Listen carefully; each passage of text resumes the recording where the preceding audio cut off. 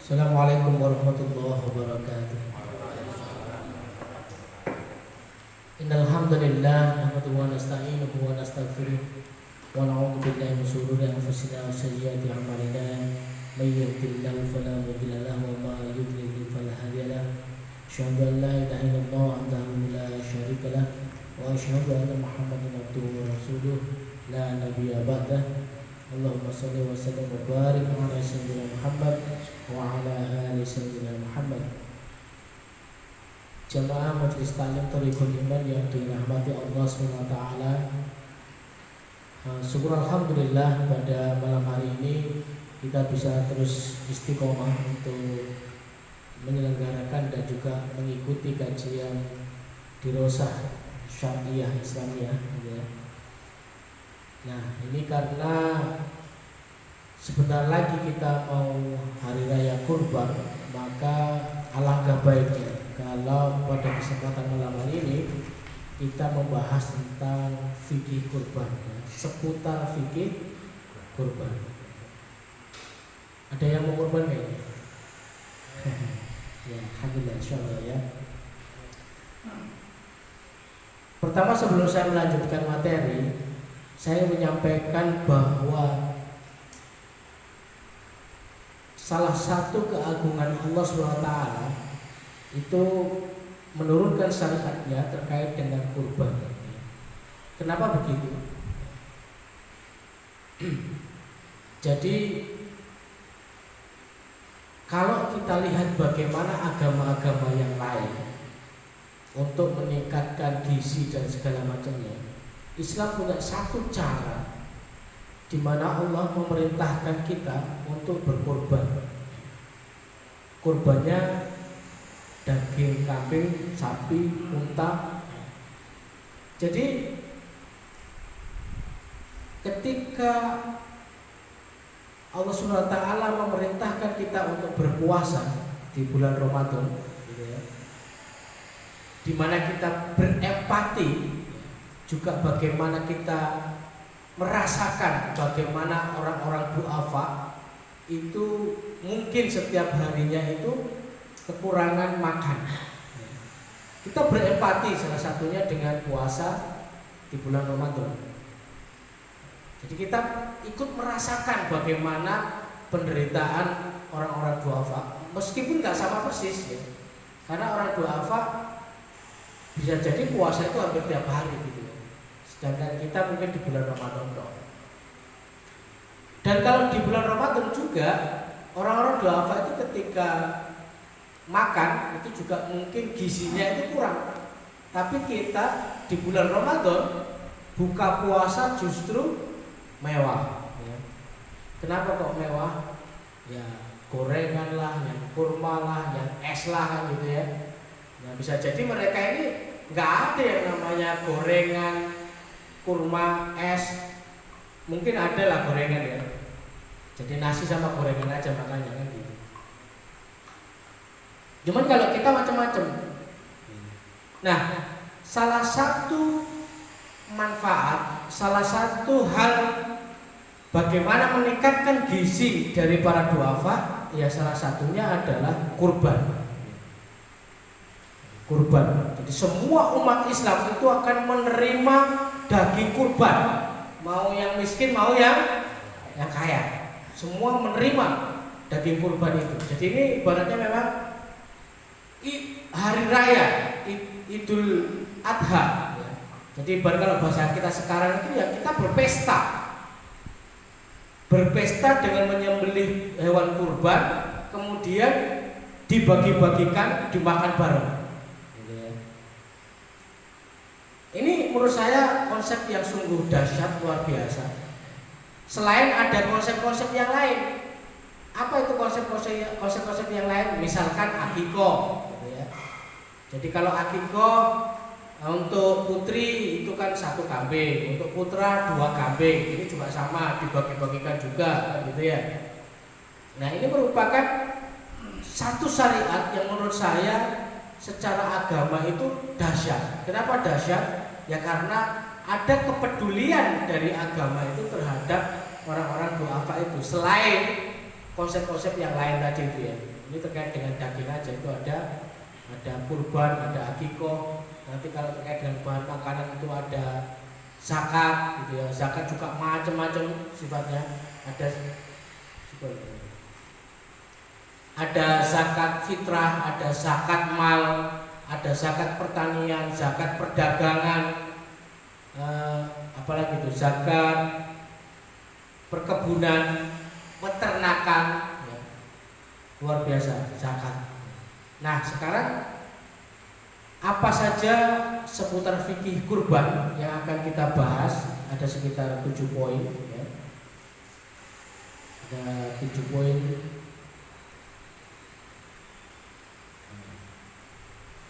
Insyaallah nanti kita akan bahas tentang hukum menjual kulit kurban. Ini kan sering ya, sering di tengah-tengah masyarakat. Ini bagaimana terkait dengan kulit domba, kulit kambing, kulit sapi. Yang kedua, bolehkah memberikan kepala atau kulit kambing kepada jagal? Jagal itu yang menyembelih sebagai upah. Sebagai upah. Boleh apa enggak sebagai upah? Yang ketiga, hukum berkurban untuk orang yang sudah meninggal. Boleh enggak kurban untuk orang yang meninggal? Yang keempat, hukum berkurban seekor domba untuk satu keluarga. Boleh apa enggak? Kadang-kadang kita ini kan satu domba satu nama kan gitu ya. Yang ini satu domba satu keluarga boleh apa enggak? Nek keluarganya loro boleh apa enggak? Nek keluarganya 20 boleh apa enggak? Kalau keluarganya 100 boleh apa enggak? Kan begitu. Satu kambing untuk 100 keluarga boleh apa enggak? Kan gitu. Insyaallah akan kita bahas. Nomor 5 adalah hukum orang mampu menerima pembagian daging kurban. Ustaz, aku ini sugih, bendino itu wis mangan daging, tapi saya juga dikasih daging kambing, daging sapi hasil kurban. Nah, boleh apa enggak ini? Nomor 6, cashback untuk panitia, bolehkah? Maksudnya begini. Jadi jenengan ini dari panitia kurban, kemudian tuku sapi. Nah, sama pedagang sapinya itu dikasih cashback. Ya, dikasih cashback, dikasih apalagi itu, diskon atau apa kan gitu ya. Boleh nggak panitia itu menerima cashback tadi itu? Cashback itu kembalian, uang kembali ya. Misalkan harga sapinya 3 juta, dikasih cashback 500.000. Jadi yang dibayarkan cukup 2,5 juta gitu ya. Atau dibayarkan 3 juta, kemudian dia menerima 500.000. Boleh atau tidak? Terus nomor 7, hewan kurban kalau mati panitianya tanggung jawab apa enggak? Jadi sudah beberapa orang ini hewan kurbannya dikelola, habis gitu sebelum disembelih hewan kurbannya mati. Pertanyaannya, panitianya tanggung jawab apa ora? Harus mengembalikan apa enggak? Harus dibelikan kambing baru, sapi baru, atau bagaimana? Insya Allah kita akan membahas 7 pokok bahasan tersebut ya. Yang pertama, hukum menjual kulit kurban. Hukum menjual kulit kurban. Ada pertanyaan, Ustaz, bolehkah panitia kurban menjual kulit kurban dengan tujuan hasil penjualannya akan digunakan untuk membeli karpet masjid? Jadi kurban, ono sapi, 7 atau 10, kemudian ada kulitnya nggak dibagikan ke penduduk karena penduduk nggak mau kulit kulit kan gitu ya. Tapi kemudian sama panitianya dijual nih. Ketika dijual hasilnya dipakai untuk membeli karpet masjid. Boleh nggak seperti itu? Jawabannya adalah haram hukumnya bagi sohibul kurban itu, atau orang yang berkurban atau panitia kurban yang mewakilinya untuk menjual belikan kulit kurban, sebagaimana pendapat jumhur ulama yaitu ulama Malikiyah, Syafi'iyah dan Hanabilah. Ya.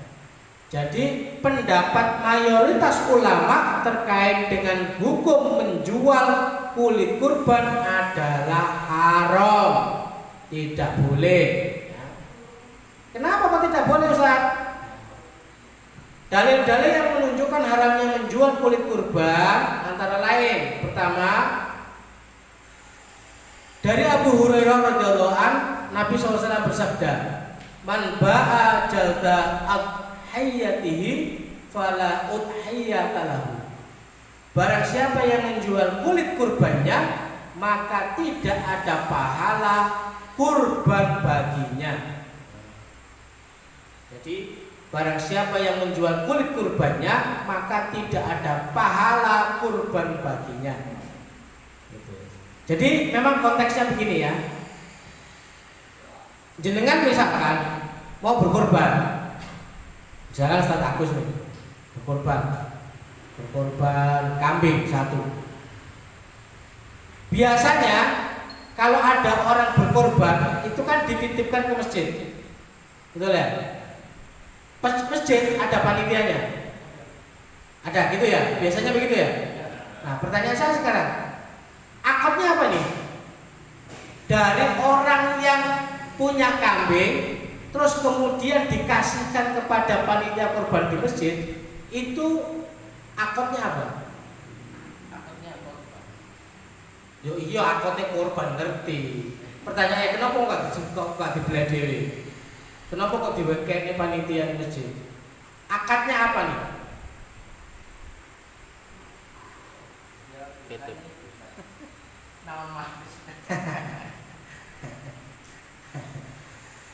Jadi ada orang yang kadang-kadang kita ini kan melakukan sesuatu tapi gak ngerti ilmunya, gak ngerti hukumnya kan gitu ya. Semua-semua dititipnya ngono kan gitu.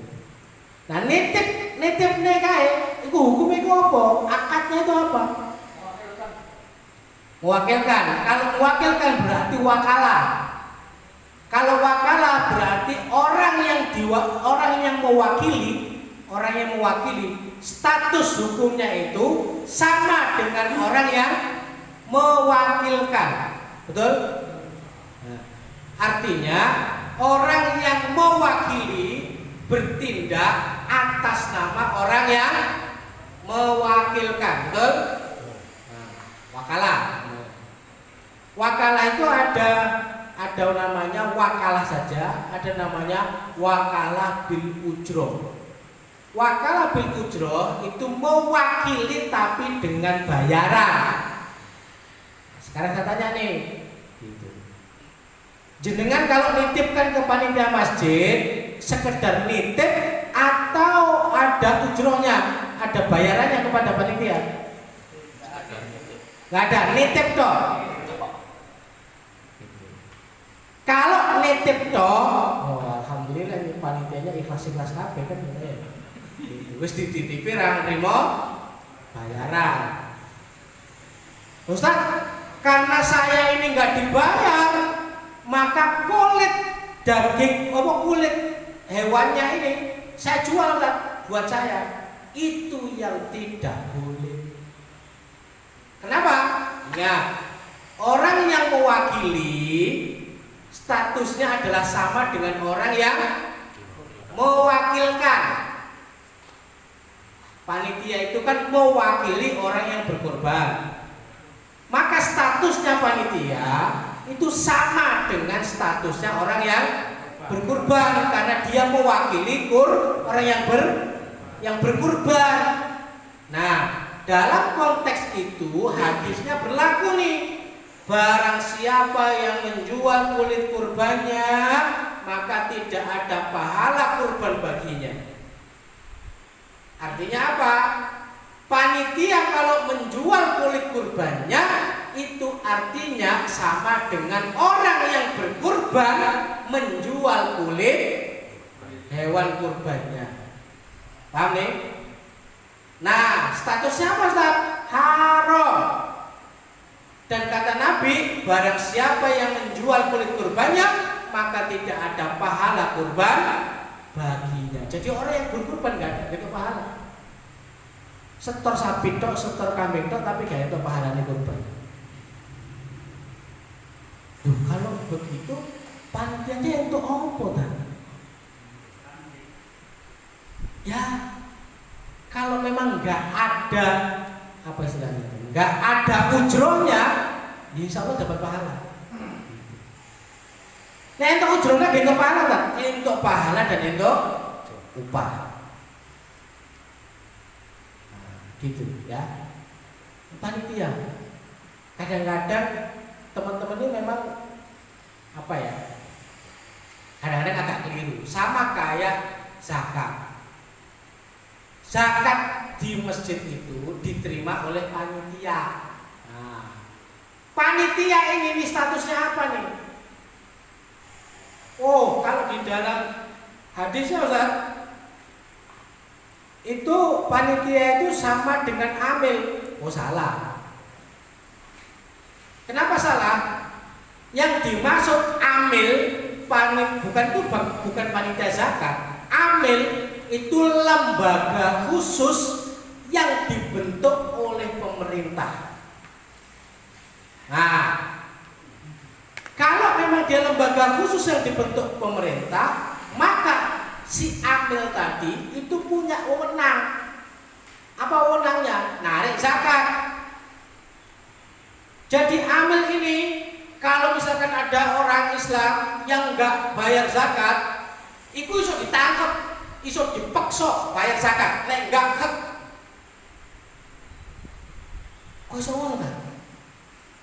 Lihat bagaimana Khalifah Abu Bakar As-Siddiq ketika Rasulullah SAW itu meninggal dunia. Apa fenomenanya? Fenomenanya umat Islam enggak ada yang bayar zakat, enggak ada yang mau bayar zakat. Maka Khalifah Abu Bakar mengatakan, barang siapa yang mengaku dia muslim tapi enggak bayar zakat, maka aku akan memeranginya. Memeranginya itu apa maksudnya? Yuk dipaksa aku kongkon bayar zakat, karena zakat itu wajib. Itu namanya amil, Pak. Jadi orang yang enggak bayar zakat itu iso dihukum, disanksi oleh negara. Nah, siapa yang mau memungut zakat itu amil, dan amil bisa melakukan tindakan paksaan. Kalau zaman sekarang itu kayak pegawai pajak gitu, Pak. Mirip, tapi nggak sama ya. Pajak dengan zakat itu nggak sama. Jadi sampai nggak bayar zakat, Pak, besok dilaporkan polisi dan ditangkap. Status zakat di dalam daulah Islam, di dalam pemerintahan Islam itu begitu. Nah, pertanyaannya sekarang, panitia zakat di masjid itu iso maksa nggak? Gak bisa. Wong bayar apa nggak bayar, karena terserah, aku mau nyatet tok, betul ya? Gak bisa maksa. Iso laporin polisi? Gak iso juga. Polisi iso nangkep? Enggak juga. Maka itu bukan disebut sebagai amil zakat, tapi disebut sebagai panitia zakat. Konsekuensinya apa, Ustaz? Nah, kita suruh. Nah, ini kemarin di sini keluar juga ya. Kalian halapan sih di mana kulitnya? Kita keluar juga. Konsekuensinya apa? Konsekuensinya adalah karena dia panitia bukan amil, maka dia bukan terkategori sebagai salah satu asnaf atau pihak yang berhak untuk menerima zakat. Kalau amil itu kan berhak untuk menerima zakat, amil ya, sehingga orang bayar zakat, sebagian zakatnya dikasihkan kepada amil. Itu boleh, karena amil termasuk salah satu asnaf atau orang yang berhak menerima zakat.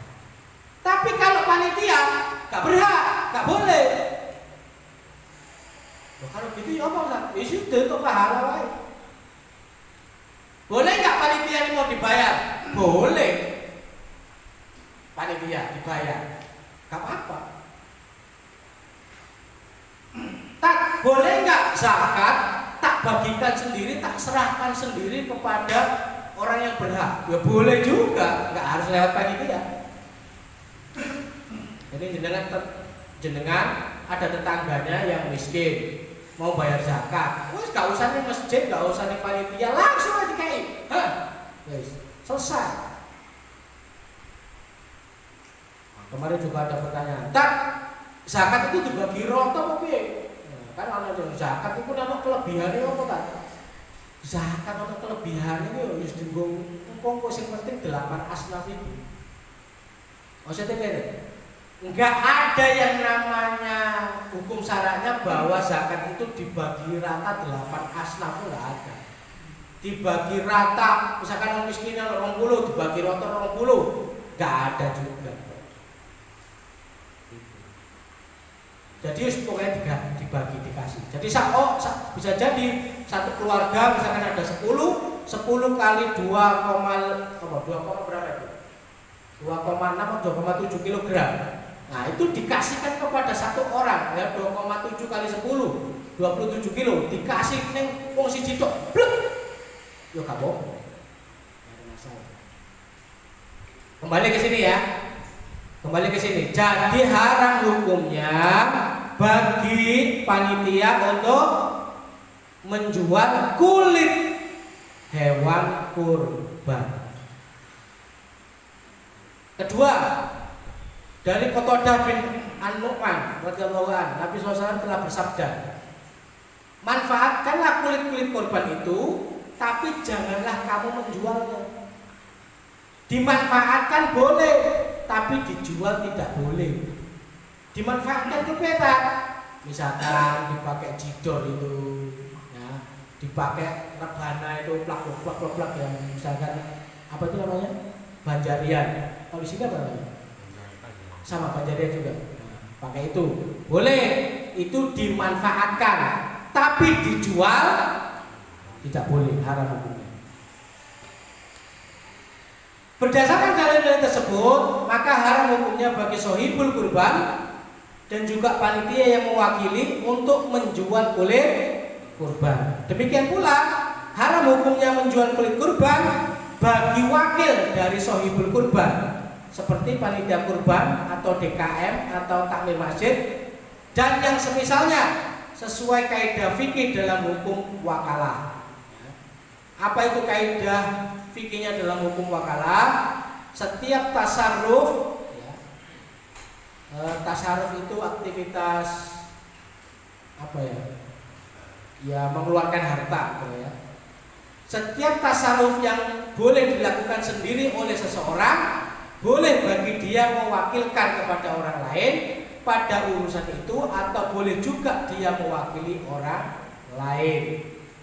Jadi setiap tasarruf, aktivitas kepada orang lain itu boleh dilakukan sendiri, boleh diwakilkan kepada orang lain. Kalau diwakilkan berarti yang mewakili posisinya sama dengan yang mewakilkan.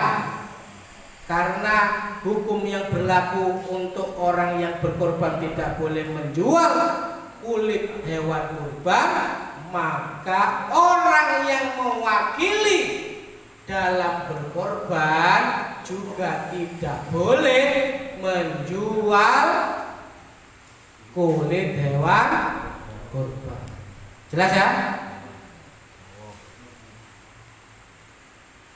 Solusinya bagaimana Ustaz? Solusinya pihak wakil dari sohibul kurban seperti panitia kurban atau DKM dan masjid dan yang semisalnya berhak untuk meminta ujroh, upah atas tugasnya mewakili sohibul kurban dalam penyembelihan dan pembagian daging kurban. Jadi akad antara sohibul kurban dengan wakilnya menjadi wakalah bil ujroh, mewakili dengan bayaran, mewakili dengan upah, yaitu akan mewakilkan urusan kepada pihak lain dengan memberi upah berupa sejumlah uang yang disepakati. Misalnya untuk penyembelihan seekor kambing upahnya 100.000, sedang untuk seekor sapi upahnya 200.000. Nah gitu ya, boleh, wallahu alam ya. Jadi itu salah satu solusinya. Jadi sampai nek kurban tuku sapine 3 juta dikek nenek panitiane diwene duit. Mbok 100.000, 200.000, tolong aku wakilono untuk disembelih dan dibagikan ke orang-orang. Oh siapa? KI. Ya. Dan panitianya ya berhak atas itu saja. Ya. Itu. Yang pertama. Yang kedua, boleh nggak Ustadz memberikan kepala atau kulit kambing atau sapi kepada jagal sebagai upah? Jadi jagal yang menyembelih itu dikasih kepalanya, kasih kulitnya sebagai upah. Di sini tuh banyak begitu, betul ya? Jadi tukang jagalnya diwenehi kepala, biasanya itu begitu. Ya. Boleh nggak?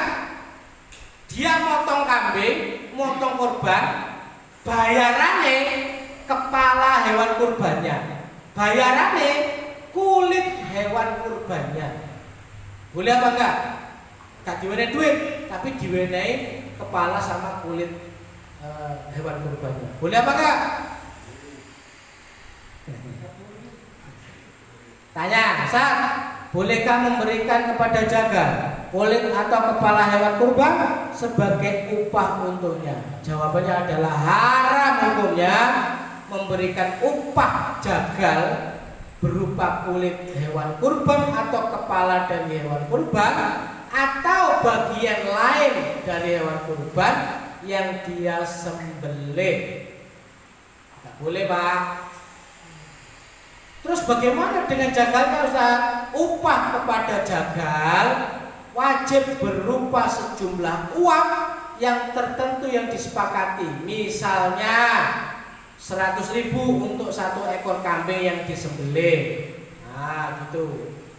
Namun dibolehkan memberikan bagian dari hewan kurban kepada jagal sebagai sedekah, bukan sebagai upah. Maksudnya apa? Ini jagale ini. Jagale motong hewan kurban diwenehi bayaran kepala atau kulitnya, itu tidak boleh. Dikai duit, yes, diwenehi duit. Piro ta? 100.000. Nah, cukup 100.000. Tapi dia juga dikasih kepalanya sama kulitnya sebagai sedekah, sebagaimana orang lain diwenehi daging-daging. Kan boleh tuh. Nah, jagalnya diwenehi kepala, diwenehi kulit, nggak apa-apa. Tapi itu bukan bayaran. Itu sebagai sedekah, mungkin bagian dikasih bagian, nggak apa-apa. Tapi bukan berupa bayaran. Jadi bayarannya tetap nombor duit. Artinya tukang jagale gak diwenehi kepala karo kulit, boleh nggak? Boleh. Boleh. Karena upahnya sudah dikasih, mau 100.000, mau 200.000 sudah dikasih. Kalaupun dikasih, boleh juga. Enggak dikasih, ya boleh. Karena upahnya sudah dibayar. Paham ya? Kayaknya serius banget itu. Ngopi sih, ngopi sih.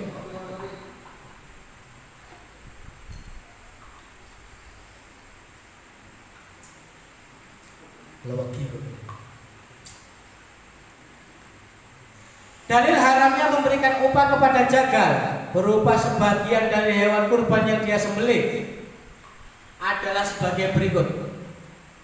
Dari Ali bin Abi Thalib radhiyallahu anhu, Rasulullah SAW telah memerintahkan kepadaku untuk mengurusi kurban unta dari beliau, agar aku menyedekahkan dagingnya, kulitnya, dan jilalnya atau kulit yang ditaruh pada punggung unta untuk melindungi dari dingin, dan agar aku tidak memberikan kepada jagal sebagian dari hewan kurban itu.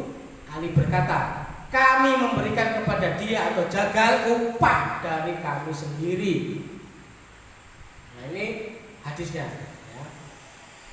Jadi bagaimana Sayyidina Ali bin Abi Thalib diminta oleh Rasulullah SAW untuk mengurusi kurban unta dari Rasulullah SAW.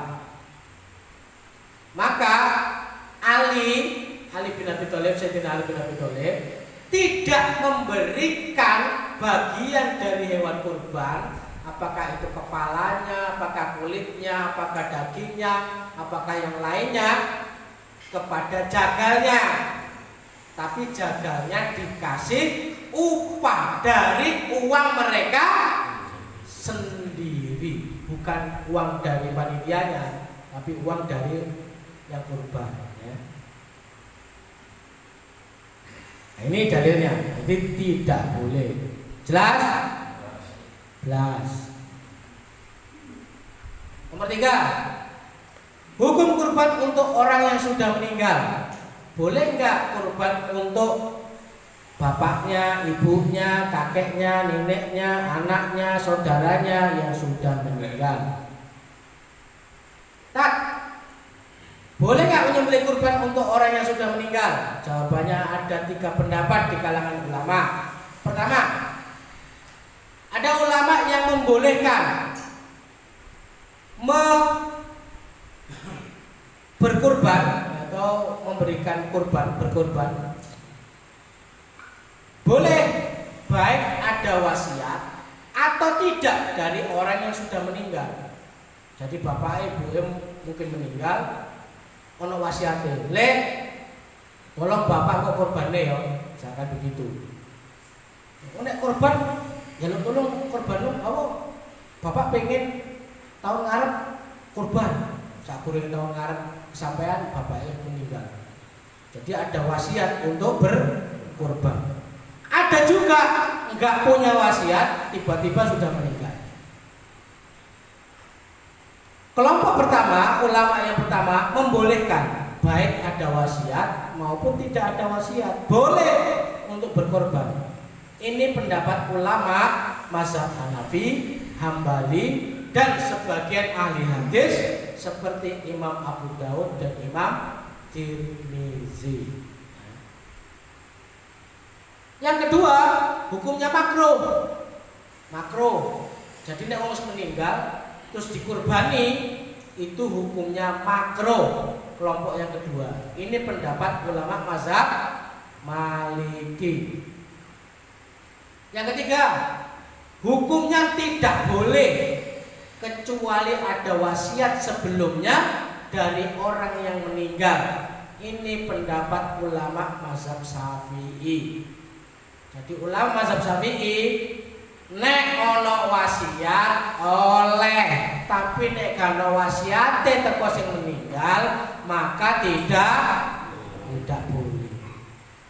Yang pertama apa pendapatnya? Boleh. Mau ada wasiat, enggak ada wasiat tetap boleh. Yang kedua, makruh. Yang ketiga, boleh asal ada wasiatnya. Nek kana wasiat ya keren. Mana pendapat yang roji? Pendapat yang roji atau terkuat adalah pendapat yang membolehkan berkurban untuk orang yang sudah meninggal, baik ada wasiatnya dari orang yang sudah meninggal atau tidak ada wasiat dari orang yang sudah meninggal. Apa dalilnya Ustaz? Dalilnya adalah hadis Aisyah radhiyallahu anhu bahwa ketika Nabi SAW radhiyallahu anha, bahwa ketika Nabi SAW akan menyembelih kurban, beliau berdoa. Nah, jadi ketika Nabi SAW itu menyembelih kurban, beliau berdoa. Apa doanya? Bismillah, ya Allah, terimalah kurban dari Muhammad, dari keluarga Muhammad, dan dari umat Muhammad. Hadis riwayat Muslim, Abu Daud, dan Ahmad.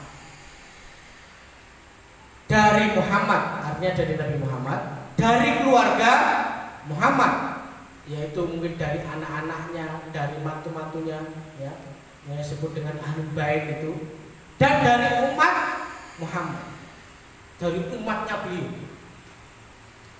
Hadis ini menunjukkan Nabi SAW berkurban untuk orang yang sudah meninggal. Loh, kenapa? Sebab beliau telah berkurban untuk keluarga Muhammad dan umat Muhammad. Padahal di antara mereka ada yang sudah meninggal. Kalau dari anak-anaknya Nabi Muhammad itu kan ada yang Ibrahim. Karena Nabi Muhammad itu kan adalah Abu Ibrahim. Itu cilik harus meninggal. Apalagi umat Muhammad itu pasti banyak yang meninggal, yang perang Badar, perang Uhud, perang dan yang lain-lain, ya, perang Paris dan segala macamnya. Tapi Nabi mengatakan dari umat Muhammad. Padahal banyak juga di antara mereka yang sudah meninggal. Nah, adapun pendapat yang tidak membolehkan berkurban untuk orang yang sudah meninggal, kecuali ada wasiat sebelumnya dari orang yang meninggal, itu dalilnya adalah mafhum mukhalafah. Mafhum mukhalafah itu pemahaman kebalikan. Mafhum mukhalafah itu pemahaman kebalikan dari hadis Hanasir radhiyallahu anhu. Apa hadisnya? Saya melihat Ali bin Abi Thalib radhiyallahu anhu menyembelih 2 ekor kambing. Lalu aku bertanya, apa ini? Yaitu Hanasir yang bertanya kepada Ali bin Abi Thalib, apa ini? Maka Ali menjawab, sesungguhnya Rasulullah SAW telah berwasiat kepadaku untuk berkurban untuknya, maka aku pun menyembelih kurban untuk beliau. Ada hadis riwayat Abu Daud dan Tirmizi. Hadis ini menunjukkan bolehnya berkurban untuk orang yang sudah meninggal jika dia berwasiat. Jika tidak ada wasiat, hukumnya tidak boleh.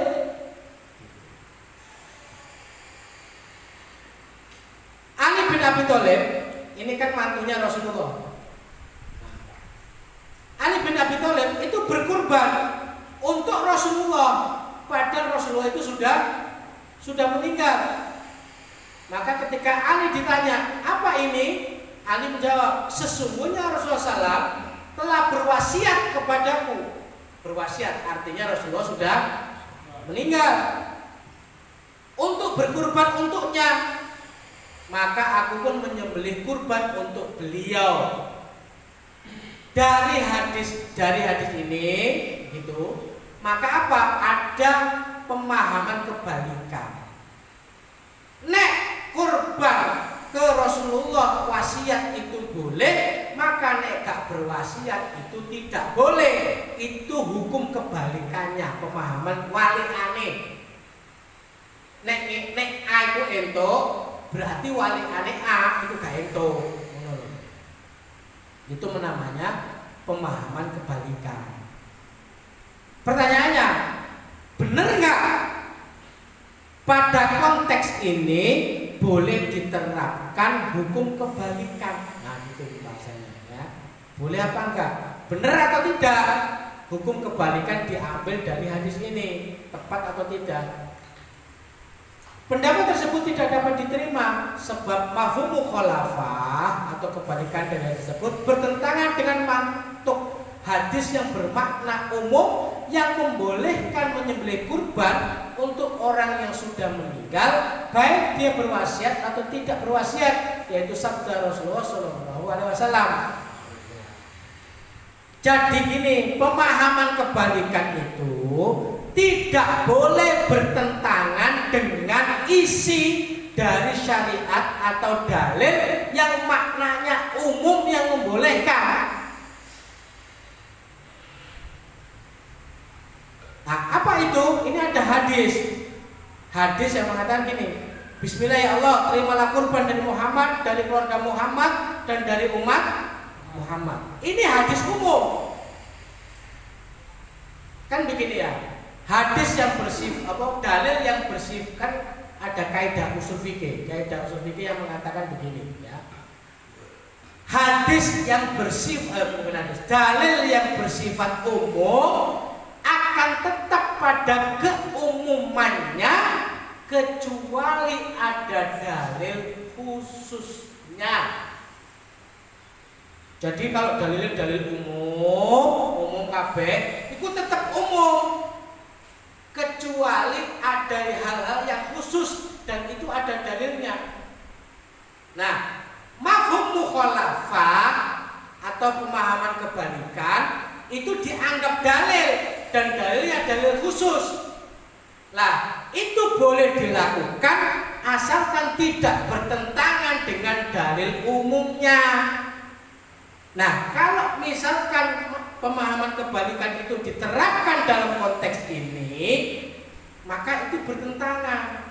Kenapa bertentangan? Karena ini dalil umumnya mengatakan begini, Bismillah ya Allah, terima kurban dari Muhammad, dari keluarga Muhammad, dan dari umat Muhammad. Di mana umat Nabi Muhammad itu ada yang mati, ada yang meninggal.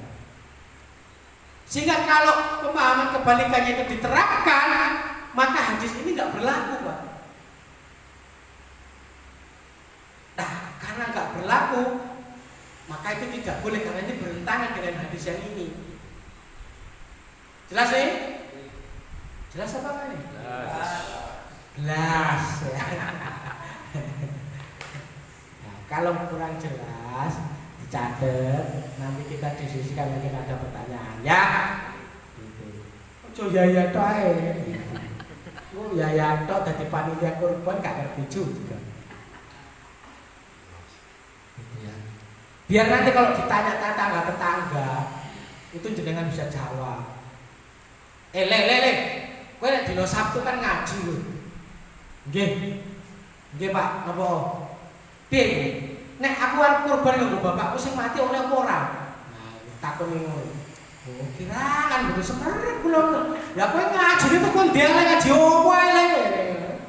Lali. Pas ngaji ku ngantuk kula iki Pak. Bukan wis diwene kopi. Iya sih. Kak mudeng wae ngono. Mbah waktu itu bahas apa? Pokoke ngono lah. Makane sampe teko dhewe rono. Mafhum mukhalafah atau pemahaman kebalikan yang bertentangan dengan nas tidaklah dapat diamalkan sesuai kaidah usuliyah yang dirumuskan oleh Imam Taqiyuddin Nabhani rahimahullah, yaitu ya la ya'malu bi mafhumin al mukhalafatu idza waratu nasun fil kitabi au sunnati wa yaqtalam. Mafhum mukhalafah tidak diamalkan jika terdapat nas dalam Al-Quran atau As-Sunnah yang membatalkannya. Itu kaidahnya. Jadi mafhum mukhalafah itu boleh dilakukan, tapi tidak boleh diamalkan jika terdapat nas dalam Al-Quran atau As-Sunnah yang membatalkannya. Tadi nasnya tadi membatalkannya. Ya. Nomor 4. Nomor 1 mau apa? Hukum kulit kurban. Nomor 2 jagal. Hukum memberikan bagian dari hewan kurban, apakah kepala, apakah kulit atau bagian yang lain, kepada jagal sebagai upah. Yang ketiga, boleh nggak berkurban untuk orang yang ben eling ngono lho. Kok takoni wis nomor 4 siji loro telu apa gak ngerti. Sik kae teng kene sih ali siji loro telu gak ngerti ya nih. Ya dicatat makane. Oh enggak ada hadiahnya ya, kebetulan ada hadiahnya. Yang bisa menjawab dapat kopi. Nomor 4. Hukum berkurban seekor domba untuk satu keluarga. Boleh kan? Satu keluarga itu berkorban satu domba. Boleh ya? Ustaz, boleh nggak berkorban satu ekor domba untuk satu keluarga? Yang benar satu ekor domba untuk satu orang atau satu ekor domba bisa untuk satu keluarga? Mungkin ada dua maksud di sini dalam pertanyaan ini. Nah, mungkin ini yang tercampur aduk. Nampaknya ada dua masalah berbeda yang dicampur adukkan menjadi satu masalah, yaitu pertanyaan pertama, masalah mencukupi tidaknya berkorban satu ekor domba untuk satu keluarga, jadi satu domba di atas namakan satu keluarga. Ini yang sampai pahami dan sampai jawab itu boleh. Benar nggak? Boleh atau enggak? Nah, nanti kita bahas. Jadi permasalahan yang pertama, berkorban satu domba tapi di atas namakan sak keluarga, boleh apa enggak, kan gitu. Itu pertanyaan pertama. Jadi satu pertanyaan tapi mengandung dua sebenarnya pertanyaannya itu. Yang kedua, masalah iuran uang dari satu keluarga. Jadi sak keluarga misalkan ono 10 wong, iuran tuku kambing regane 3 juta, iuran 300.000 sak keluarga ono 10, jadi 3 juta, kemudian di korbankan atas nama keluarga. Boleh apa enggak? Nah kan ada dua itu ya. Jadi yang pertama, jadi kalau ada kasus yang kedua, berarti kasus yang pertama tidak seperti kasus yang kedua. Kasus pertama itu apa Tat? Uangnya dari satu orang ditukok ke wedus misalkan 3 juta, begitu kurban di atas namakan sak keluarga wong 10 kabeh. Sret. Nah, yang kedua, iki uangnya bukan berasal dari satu orang, tapi dari seluruh keluarga, urunan. Contohnya apa contohnya? Ngerti gak contohnya? Gak ngerti contohnya? Oke, saya katakan di antara bapak-bapak, mas-mas yang ada di sini, yang sudah punya anak, coba katakan, sudah punya anak. Yang anaknya sekolah, coba katakan. Oke, sering gak dijaluki iuran buat korban? Sing 1.000, sing 50.000 setiap siswa. Boleh? Boleh apa enggak? Kok boleh apa enggak? Pernah apa enggak? Pernah ya? Sering itu hampir tiap korban yang ngomong. Gitu. Anakku ini saya tak bayar 1.000, sak siswa terus 1.000. 1.000 di kelompoknya sejumlah siswane sekolah itu 1.000 nih. 1.000 ping 1.000 berapa? 100 juta. Sapi ini rekor 20 juta. Itu kira sapi ini? 5. Terus dikorbankan 5 itu dibawa hewan kurban untuk nama satu sekolahan itu. Boleh apa enggak? Boleh. Boleh apa enggak? Nek gak boleh tetap bayar. Bayar.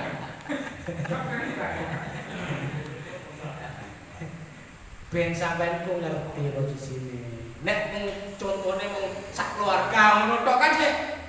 Sak keluarga dhewe ora apa-apa koyo aneh ya gitu. Sak sekolahan iki. Karena kadang-kadang sak keluarga itu jarang juga sing urunan terus kurban. Sing sering iku sak sekolahan urunan terus kurban. Betul ya? Kita bahas itu. Masalah yang pertama dapat dirumuskan dengan pertanyaan, mencukupi ataukah tidak mencukupi jika dalam sebuah keluarga hanya berkurban 1 ekor domba sehingga 1 domba diatasnamakan 1 keluarga.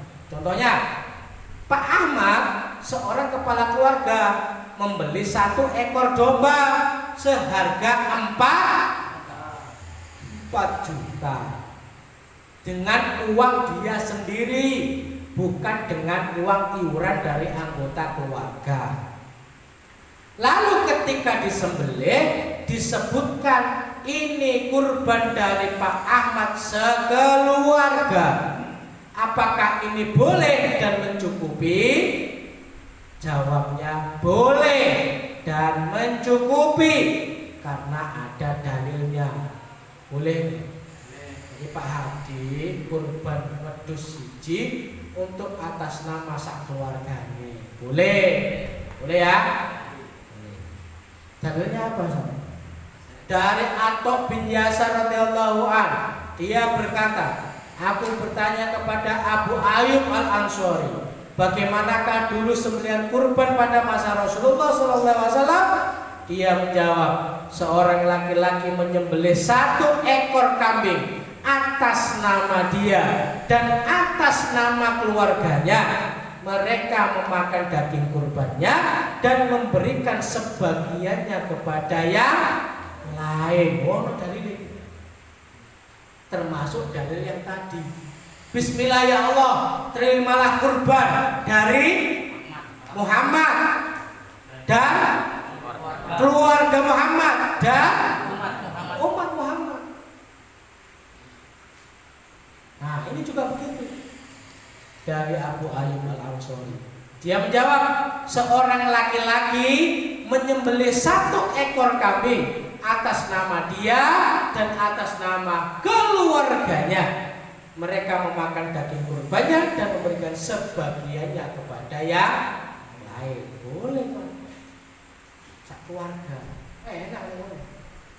Jadi kurban bulan depan Pak Lamsir siji jamaah Surabaya 35 ekor kambing dari jamaah Dirosah Islamiyah.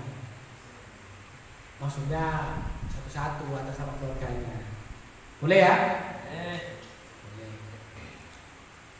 Kemudian juga dalam kitab Tuhfatul Awazi, hadis ini nas yang jelas bahwa satu ekor kambing itu mencukupi untuk satu orang laki-laki dan keluarganya, meski keluarga itu banyak anggotanya. Inilah pendapat yang benar. Kemudian Ibnu Qayyim berkata dalam Zadul Ma'ad, di antara petunjuk Nabi SAW adalah bahwa satu ekor kambing itu mencukupi satu orang laki-laki dan keluarganya, meski keluarganya itu banyak jumlahnya. Bah keluarga sama wong loro, wong 10, wong 20, wong 100 gak apa-apa. Jadi kurban kambing satu untuk anggota sekeluarga sejumlah 100. Boleh kan? Boleh. Boleh. Meskipun banyak jumlahnya. Imam Syaukani menjelaskan dalam Nailul Autor, pendapat yang benar bahwa satu ekor kambing itu mencukupi satu keluarga, meski keluarga itu anggotanya ada 100 orang atau lebih banyak lagi, sebagaimana ditetapkan oleh As-Sunnah.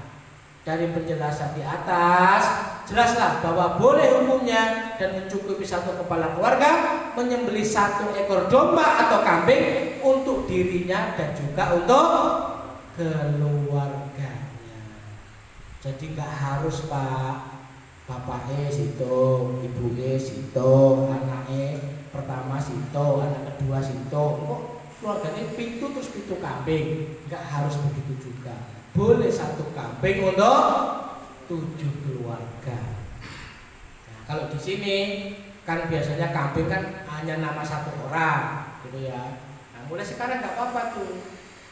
Kambing kurban dari Bapak Lamsir sekeluarga itu boleh gitu, ditulisin kayak begitu ya.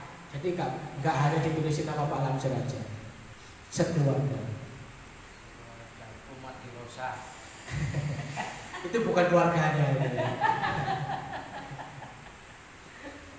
Kalau Nabi Muhammad boleh ya.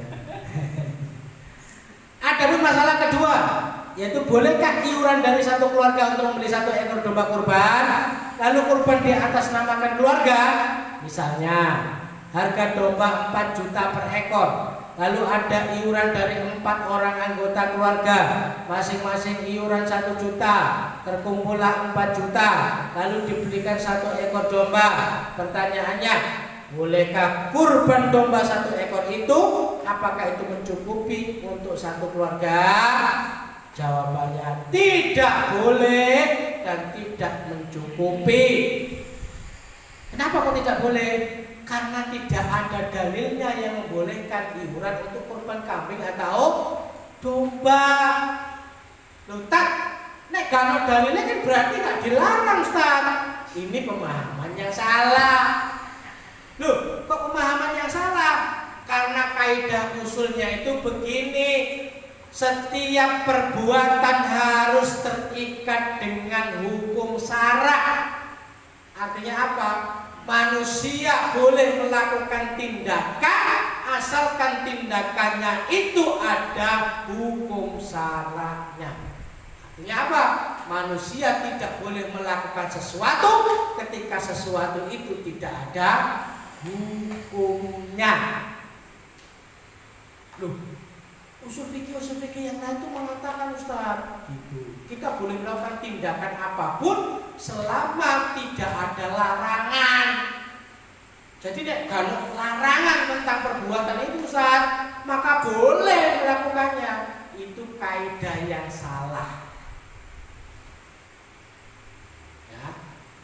Kenapa? Karena itu al-aslu al-af'al taqayyidu bil hukmi syar'i. Jadi hukum asal perbuatan itu terikat dengan hukum syara. Jadi nggak boleh orang melakukan sesuatu ketika sesuatu itu nggak ada hukumnya, itu nggak boleh melakukannya. Makanya setiap mau melakukan sesuatu, seseorang itu harus bertanya kepada orang yang ngerti, boleh nggak ini Ustaz? Kalau mengatakan boleh, baru dilakukan. Nggak boleh, ya nggak boleh dilakukan. Ini enggak hajar, karena semua orang melakukan itu kan. Berbeda dengan hukum benda. Apa itu hukum benda? Ya benda, buah-buahan kah, benda kah, dan segala macamnya. Contohnya apa? Contohnya, ya. Jadi kaidah usulnya mengatakan begini: hukum benda itu mubah. Ya. Jadi hukum benda itu mubah kecuali ada dalil yang mengharamkannya. Jadi benda-benda di dunia ini itu hukum asalnya, artinya hukum asalnya itu pokoknya entuk, mbok pangan, mbok manfaatkan itu entuk, kecuali yang diharamkan oleh Allah. Itu berlaku untuk benda, bukan perbuatan. Makanya saya takon nih, rokok oleh apa ora? Oleh apa ora? Kenapa kok boleh? Karena ngikuti hukum asalnya boleh. Loh, gak ono yang mengharamkan kan? Gak ada dalil yang mengharamkan, gak ada. Kalau langsung mengharamkan, gak ada. Jadi gak ada dalil yang mengharamkan rokok, itu gak ada. Makanya itu boleh, mubah. Tapi apa? Rokok ya. Kalau merokok Ustaz, boleh apa enggak? Nah kan gitu. Nek rokok kan bendane. Nek merokok piye kan? Merokok kan perbuatane. Nek perbuatannya merokok, boleh apa enggak? Boleh. Sing merokok langsung ngomong, boleh. Sing enggak merokok, sik mau jawab. Karena rokok itu mubah, maka merokok juga boleh. Merokoknya dhewe hukume oleh, maka merokok juga boleh. Cuman, ono cuman ya kan? Iya ono cuman ya. Memang rokok itu ada yang berbeda pendapat, ada yang membolehkan, ada yang bilang bahkan bukan boleh, bahkan wajib. Serius ini, merokok wajib. Terus ada yang mewajibkan atau yang boleh, ada yang makruh, ada yang haram. Ya, kenapa? Ada dalilnya itu. Jadi kalau kamu sakit, merokoklah gitu. Bukan sakit ini ya.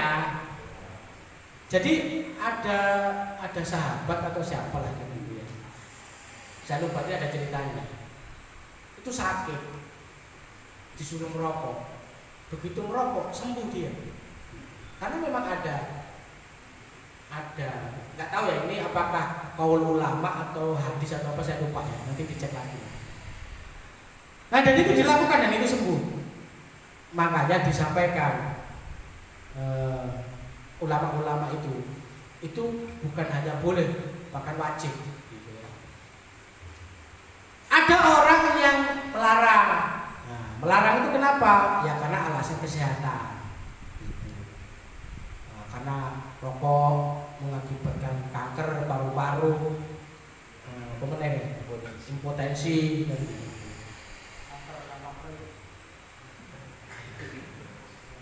Pertanyaannya, banyak juga orang merokok yang nggak kanker, nggak impotensi, nggak apa lagi, nggak sakit tenggorokan. Terus bagaimana Ustaz? Maka pendapatnya ulama itu begini, nek kowe iku loro, terus dengan merokok itu memperparah sakitmu, maka itulah yang tidak boleh. Jadi pakai kaidah usul itu sesuatu yang doror, yang berbahaya gitu ya, itu harus ditinggalkan gitu ya. Karena gula yang manis itu bisa jadi haram, Pak, bagi penderita diabetes kan begitu ya. Daging kambing, Pak, itu juga haram bagi orang yang darah tinggi kan begitu. Tapi pertanyaannya, hukumnya daging kambing kok oleh apa ora? Halal. Ya halal. Tapi nek sampean makan daging kambing untuk memperparah penyakitnya, itu yang tidak. Nah, itu yang melarang. Yang makro gimana, Pak? Makro itu sebenarnya itu boleh dilakukan dan tidak berpahala, ditinggalkan itu lebih baik, tidak berdosa, lah sunnah.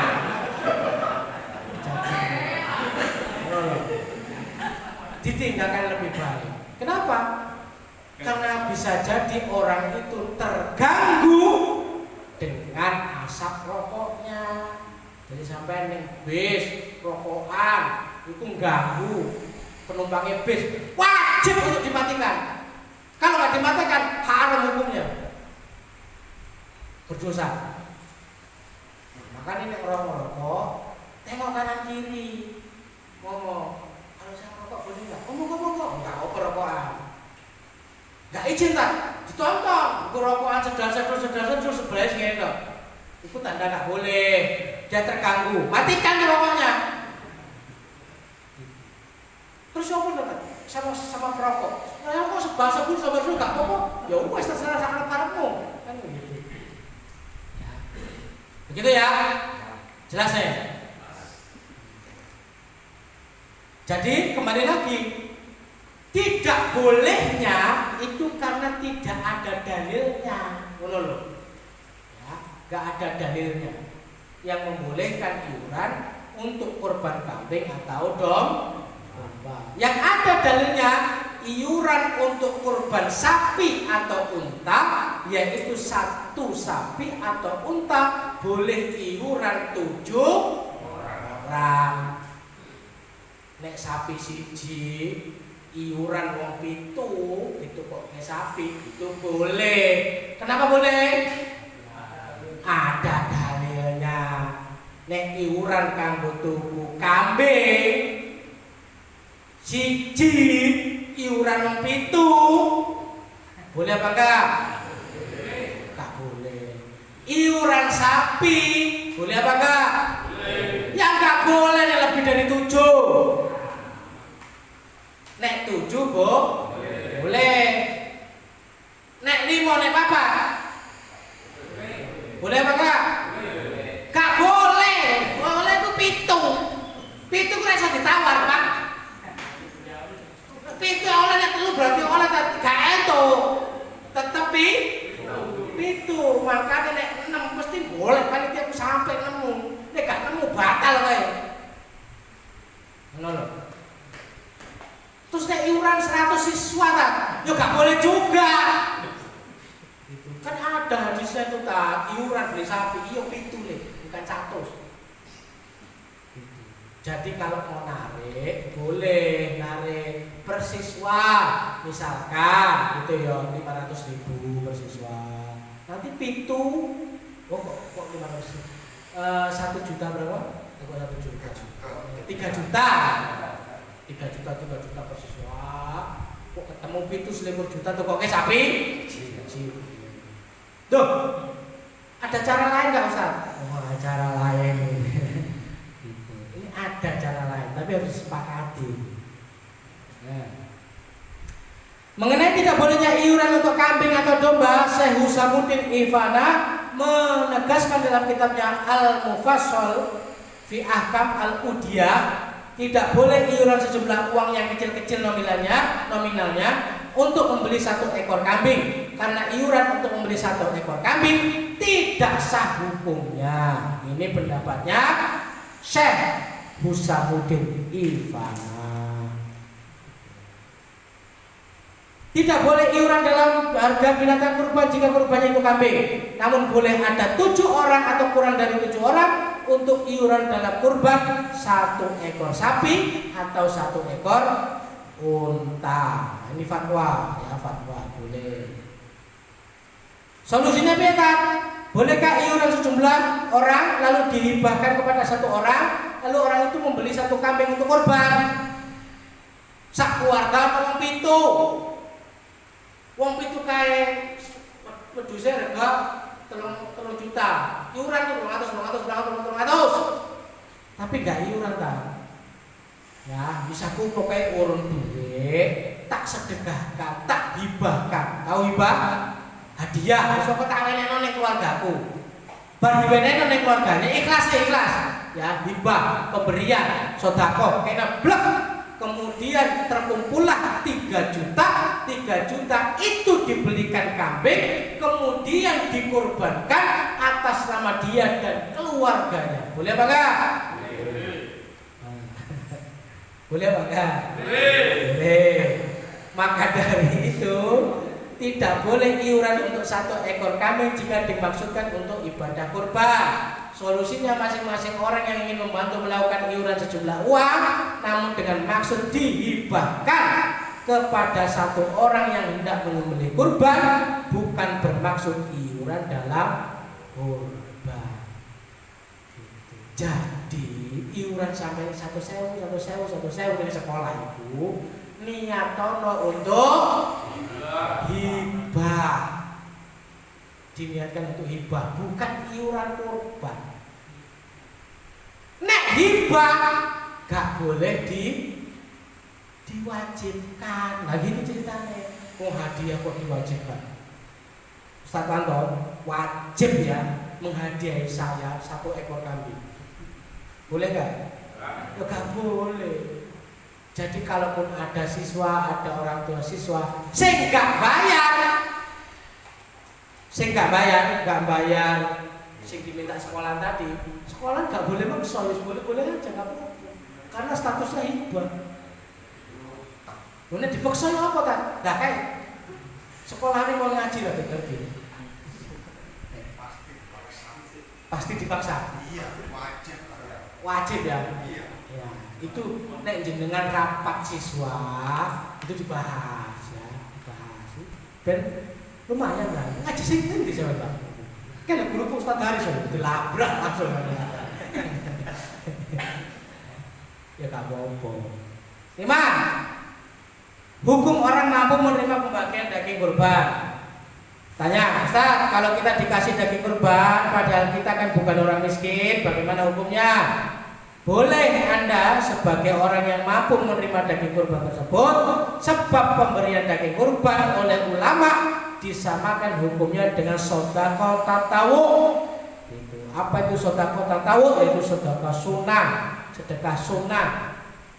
Pada sedekah sunnah itu boleh hukumnya diberikan kepada orang yang kaya atau mampu. Sedekah itu nggak apa-apa, mau sugih oleh kepada yang miskin boleh, tapi lebih afdol ke orang yang du'afa gitu loh.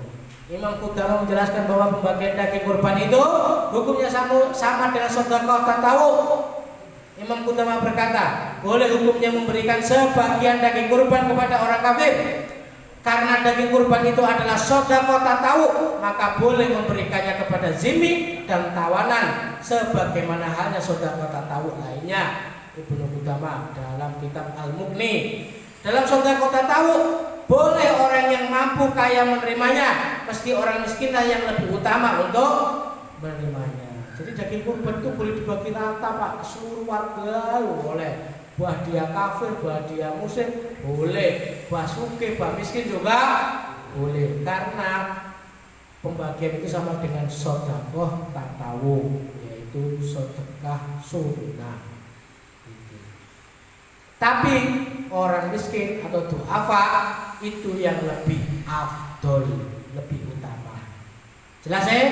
Jelas. Hukum orang mampu menerima bagian daging kurban, dihalalkan sedekah tatawu itu bagi orang kaya tanpa ada perbedaan pendapat di kalangan ulama. Maka boleh memberikan sedekah tatawu kepada mereka orang kaya dan pemberinya akan mendapat pahala, tetapi memberikan kepada yang membutuhkan itu afdol. Sahabat kami berkata, disunahkan bagi orang yang kaya untuk menghindari diri dari sedekah sunnah dan dimakruhkan untuk mengambilnya. Boleh, Pak. Ya kalau isi sugih, yo diambil yo gak apa-apa. Gak diambil, yo gak apa-apa. Tapi lebih baik untuk tidak mengambilnya. Ya, yo sugih begitu terus mana. Nah, bolehkah panitia kurban menerima cashback pembelian hewan kurban? Nah, tadi ya, bahwa panitia itu statusnya apa? Wakil dari orang yang berkurban. Nah, iuran nih, iuran 3 juta untuk satu kambing, 18 atau 20 juta untuk satu ekor sapi. Begitu panitia ini beli karo sing dodolan, Pak, karena sampean wis bantu tuku sapi ning nggon aku. Ki, sampean tak kei dhuwit. Piro tak kei dhuwit? 500.000. Utawa gak 500 wis, tak kei 100.000. Komisi. Dikei komisi karo sing dodol. Boleh enggak panitianya ngambil komisinya 100.000 tadi itu? Boleh. Wah, boleh gitu ya. Hah? Rezeki ya. Ustaz, Idul Adha kemarin saya menjadi wakil ketua panitia Idul Adha di lingkungan saya. Kemudian saya dan beberapa anggota panitia melakukan survei ke beberapa penyedia hewan kurban. Kami akhirnya membeli 13 ekor sapi. Gede, Pak. Wakai minum dodolan sapi langsung dituku tak lulas. Mantap. Dari salah satu penyedia hewan kurban tersebut, ternyata penyedia hewan kurban itu memberikan cashback atau tanda terima kasih berupa uang kepada panitia yang melakukan survei. Bolehkah saya menerima uang tersebut? Boleh apa enggak? Tidak. Tadi ada ngomong sih, boleh. Sekarang lebih kencang, tidak. Jawabnya adalah haram hukumnya. Panitia kurban mengambil uang cashback tersebut karena akad yang ada adalah akad wakalah antara sohibul kurban, orang yang berkurban, sebagai mewakil atau yang mewakilkan dengan panitia kurban sebagai wakilnya.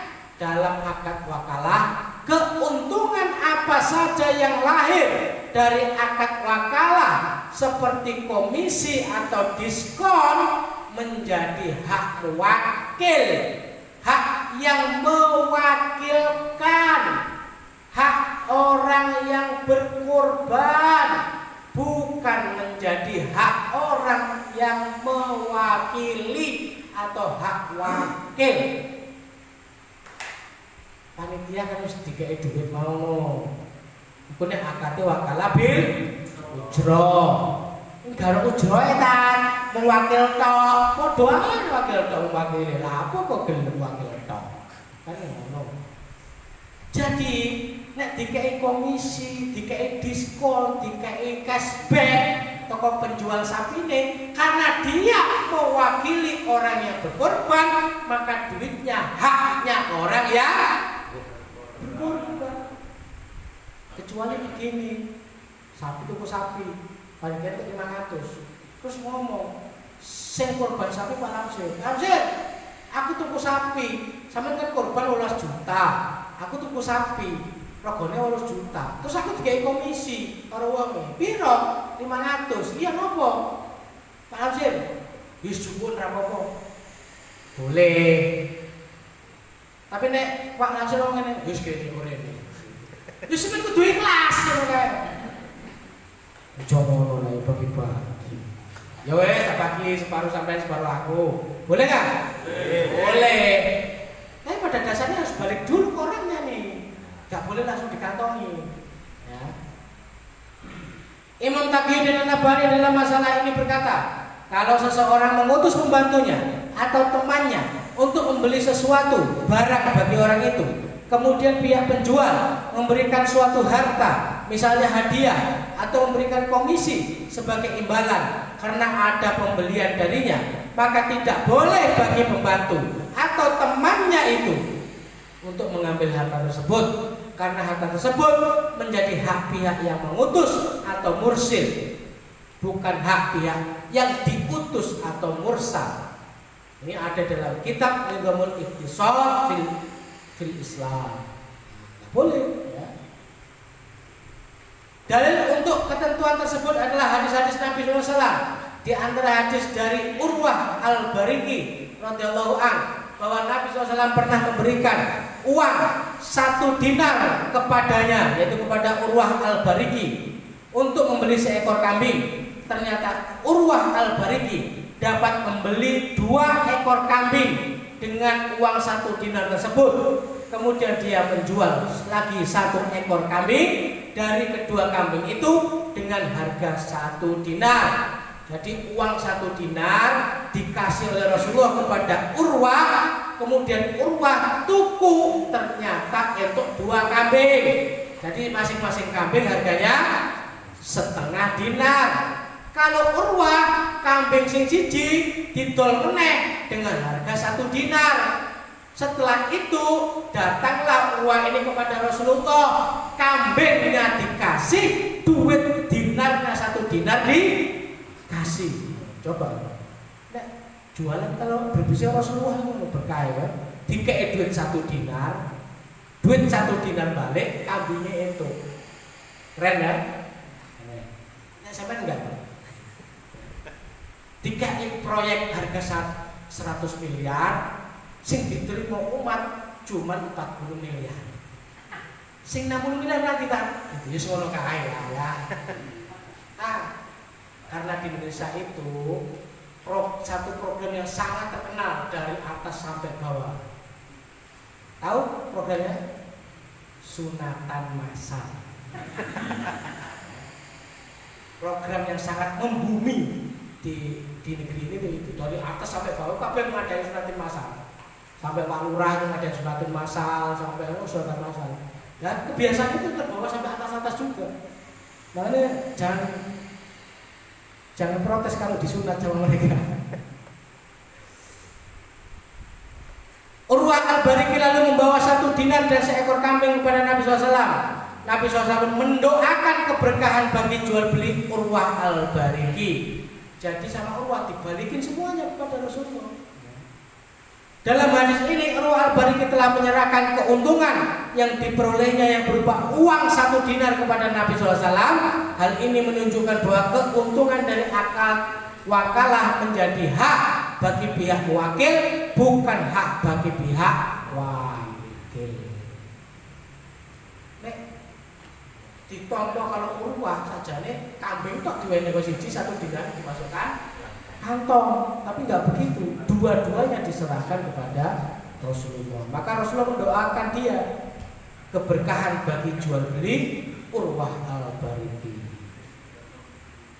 Maka dari itu haram hukumnya panitia kurban mengambil uang cash, diskon, komisi, cashback yang diberikan oleh penyedia hewan, kecuali jika pihak sohibul kurban rela memberikan kepada panitia kurban.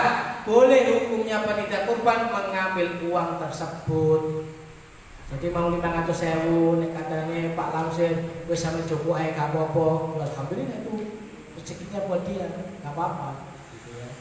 Tapi nek dikon baleknya kudu dibalekno meskipun kudu menelan ludah. Karo ngelus dodo. Masyaallah. Emang begitu dalilnya ya. Karena melihat dodok, karena melihat itu, maka Pak Lamsir berdoa keberkahan pada jual belinya Pak Hadi misalnya gitu ya. Doa gitu enggak tahu gitu dok.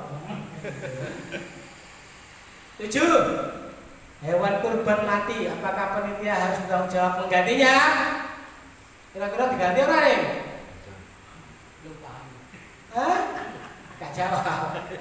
Ustaz, ada 1 ekor kambing kurban yang mati karena terjerat tali yang melilit di leher kambing tersebut, atau mungkin karena kambing itu bergerak-gerak terus dan baru diketahui barusan. Dalam kondisi seperti ini, apakah panitia kurban wajib mengganti atau bagaimana?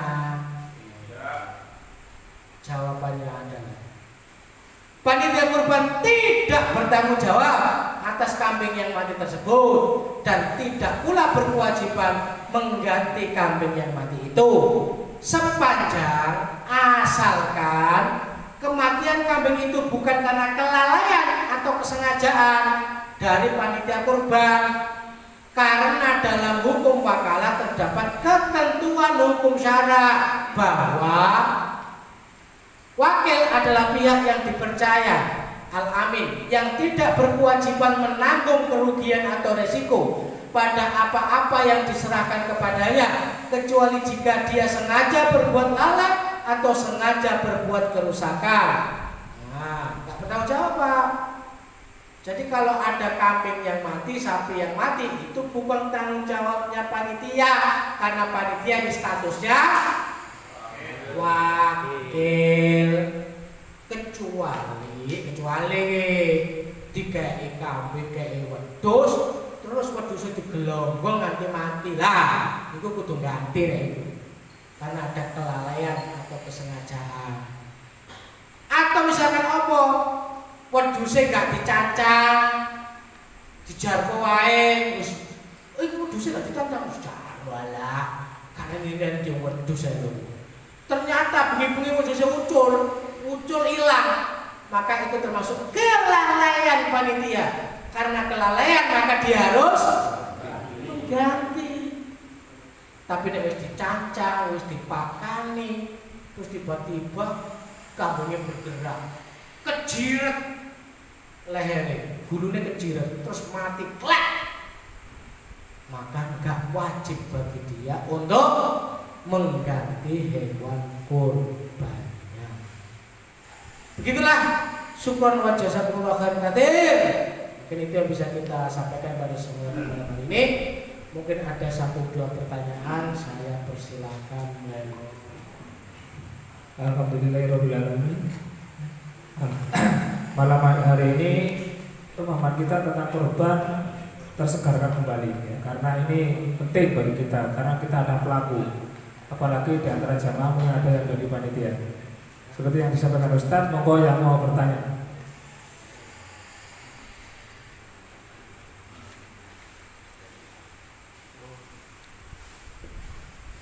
Assalamualaikum Ustaz. Yang ingin saya tanyakan mengenai jual beli kulit kurban tadi. Bagaimana kalau panitia menghibahkan ke ormas ya, gerakan kepemudaan itu dihibahkan begitu saja. Lalu oleh ormas itu dikelola atau mungkin dijual. Tapi dari pihak panitia cuma menghibahkan, tidak menerima spesial. Ada lagi pertanyaan? Monggo. Assalamualaikum warahmatullahi wabarakatuh. Waalaikumsalam warahmatullahi wabarakatuh. Ini di luar kurban bukan, tapi tentang zakat. Dalam Al-Quran, kalau nggak salah surat At-Taubah ayat 103, Khud bi'amin amwalihim tutahhiratan wa tuzakkihim biha wa sholli alaihim. Dan dalam konteks ayat ini kan menunjukkan hukum perintah. Dalam kaidah al-aslu fil amri wujub. Yang saya tanyakan, pernah nggak di zaman Nabi atau di zaman Khulafaur Rasyidin itu zakat itu diantar ke satu orang saja, artinya bukan diambil oleh amir, gitu aja. Terima kasih. Lagi Ustaz. Itu belakang sebenarnya. Oh, sudah dibatasi.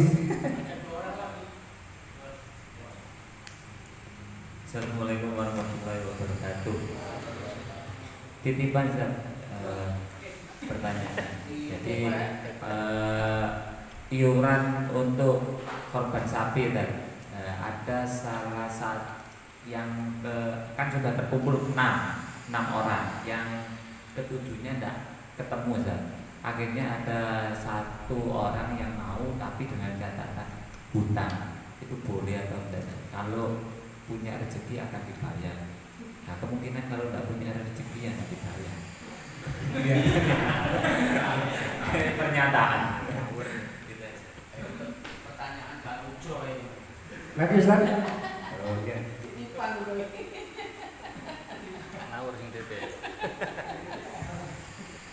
Assalamualaikum Ustaz. Salam.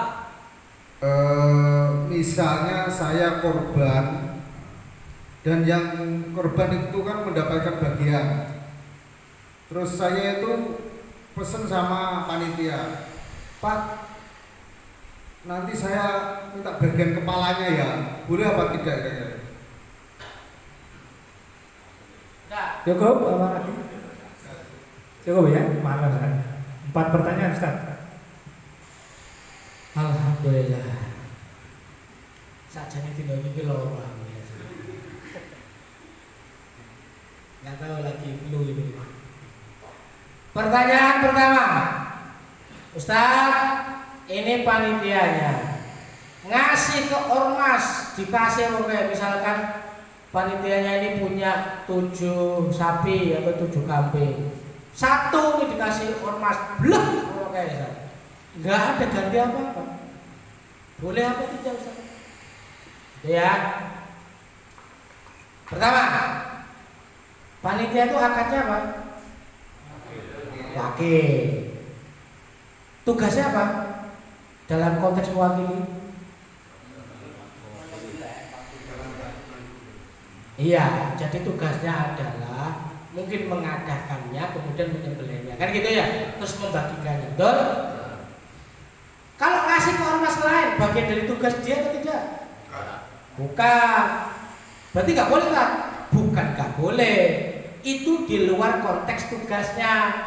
Karena di luar konteks tugasnya, maka panitia tadi itu harus izin dulu sama yang berkorban. Pak, misalkan yang berkorban Pak Lamsir, nek wedhuse sampeyan iki tak kekno ning ormas A, nanti ormas A itu yang akan menyembelih, yang mendistribusikannya, boleh apa enggak? Maka ya, Pak Sanjay mengatakan boleh. Kalau boleh gimana? Nah, maka kan ini wakil ya, wakil diwakilkan, boleh apa enggak? Boleh diwakil. Wakil diwakilkan boleh atau tidak? Boleh. Nah, ini pandangan saya pribadi ya, pandangan saya pribadi. Maka ormas itu sebaiknya diajak nih ke rumahnya Pak Lamsir, itu loh, diajak nih mau tak kasih ke beliau, gitu. Biar jelas orangnya kan gitu. Nah, Pak Lamsir ngomong, ya wis Mas, wedhusku tolong dikelola, disembelih, dibagikan. Maka perwakilannya berpindah dari panitia ke ormas yang tadi itu. Jadi kalau langsung dipindah ke sana, ya nggak boleh. Kenapa nggak boleh? Kan jenengan ini kan diwakilkan untuk tadi menyembelih dan membagikannya. Kalau ngasih ke orang lain harus izin dulu sama orang yang ngasih, gitu. Baru tadi diizinkan. Monggo nggak apa-apa, wes eksekusi, gitu ya. Jadi tetap harus izin sama yang berkorban. Kalau yang berkorban mengizinkan, insya Allah boleh. Nggak mengizinkan, ya tetap sama diurusi dewi. Ya. Perkara nanti daging kurbannya dikasihkan ke ormas, dibagi-bagikan dia, itu perkara lain. Kan wes ditunaikan tanggung jawab jenengan. Paham ya? Kalau yang pertama kan si orang bisa bine, orang disembelih, orang dibagi-bagikan, terus diweneno, kudu izin sih. Tapi nek disembelih, harus dibagi-bagi, terus orang 20 bungkus diweneno ormas, itu nggak apa-apa. Gak perlu izin juga, karena itu bagian dari tugasnya jenengan untuk mendistribusikannya. Clear? Yang kedua, pertanyaan dari Pak Istamal. Ustaz, ada pernah nggak ada kejadian, ada dalilnya nggak bahwa zakat itu dikasihkan kepada satu orang? Kalau semua zakat yang terkumpul dikasihkan ke satu orang, saya belum pernah mendengar dalilnya atau hadisnya. Tapi kalau ada orang yang dikasih zakat satu orang, itu ada dalilnya. Apa itu? Itu penunggang kuda tuh. Jadi ada orang menunggang kuda, habis itu minta zakat. Minta zakat sama sahabat atau apa itu sama Rasulullah, itu suruh ngasih, dikasih. Nah ini satu orang dikasih zakat, gitu ya. Itu ada. Makanya dari peristiwa itu kemudian orang itu kan bertanya, iki wong duwe kuda, naik kuda duwe zakat. Padahal zakat itu secara asnaf itu gak ada petunjuk wong sugih berhak terima zakat itu ora ono.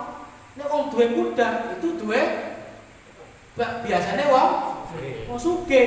Karena kuda zaman dulu itu kendaraan sing lumayan kan begitu. Gak semua orang punya kuda, gitu loh ya. Apalagi sekarang, gak semua orang punya kuda. Bisa Avanza, bisa Innova, kan gitu. Ono Mitsubishi kuda tapi wis gak ditokke meneh. Maka kalau waktu itu penjelasannya begini, siapapun orang yang minta zakat maka kasihlah. Kasih. Jadi sama lu sugih terus macak kelas jalur zakat. Diweni dikasih. Gak apa-apa, karena tentanya itu. Semua orang, bukan semua orang. Jika ada orang yang datang dan meminta zakat, maka berikanlah, kasih, minta. Ya. Kalau didistribusikan, itu nanti urusannya amil yang mendistribusikannya kepada siapa, si A, si B, si C, si D dan segala macam. Beda lagi dengan mu'alaf, orang yang baru masuk Islam. Dulu Pak, waktu saya jadi panitia zakat di musola saya, itu ada mu'alaf yang dikasih dan mu'alafnya itu miskin, tapi mu'alafnya sugih dikasih. Gak boleh Pak. Meskipun dia mu'alaf yang kaya, tetap kudu dikasih zakat.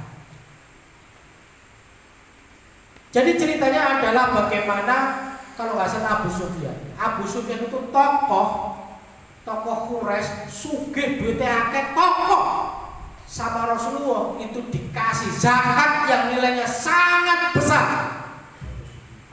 Kalau nggak salah itu 100 unta kalau nggak salah itu dikasih. Wah, Pak 100 unta itu dikasihkan ke Abu Sufyan. Padahal dia orang sugih, tapi mu'alaf.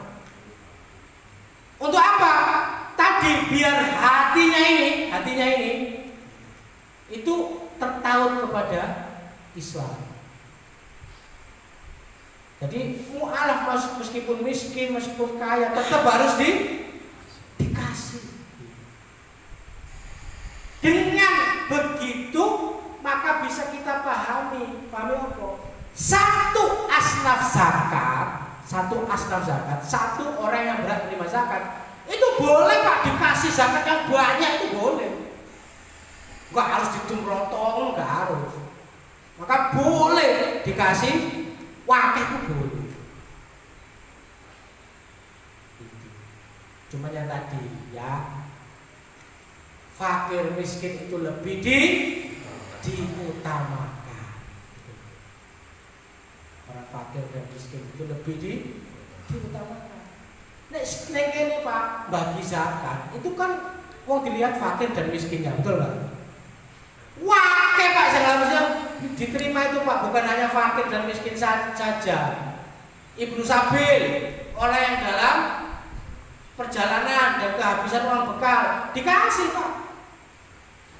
Apa contohnya Pak? Tanya nih salah satu jamaah, sama nang sing kos nang kene. Sing mungkin sampean asli wong Kediri, wong Jombang, mungkin wong Madiun ning kene kerjaan mentang-mentang nggak jelas, kemudian juga ngekos, sakne, dikasih Pak zakatnya, berusaha ambil dia itu. Boleh Ustaz? Boleh.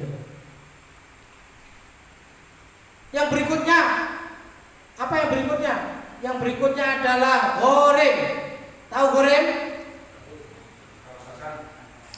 Itu gorimah Pak, bukan pasar. Goreng. Goreng itu orang yang utangnya wakeh dan ada kemungkinan gak iso nyaur utang. Sampe takoni Pak jamaah ngene, jamaah. Oh, nang sing utangnya akeh. Wakeh ta ngene. Lho nek akeh ngono ya sampeyan ku berhak terima zakat, Pak. Isin aku tak. Jangan isin, Pak. Serius. Loh kenapa kok? Abu Sufyan mau sugih, Pak. Toko, Pak. Dikei zakat ditompo. Mau sampai toko duduk, mau sugih duduk. Utangnya akhirnya iso bayar diwenehi zakat jarene isin. Astagfirullahaladzim. Ya. Zakat itu harta berkah. Berkah, harta berkah. Jadi gak apa-apa sampai nerima dan memakan harta zakat itu gak apa-apa. Itu lebih baik karena itu harta berkah. Benar loh.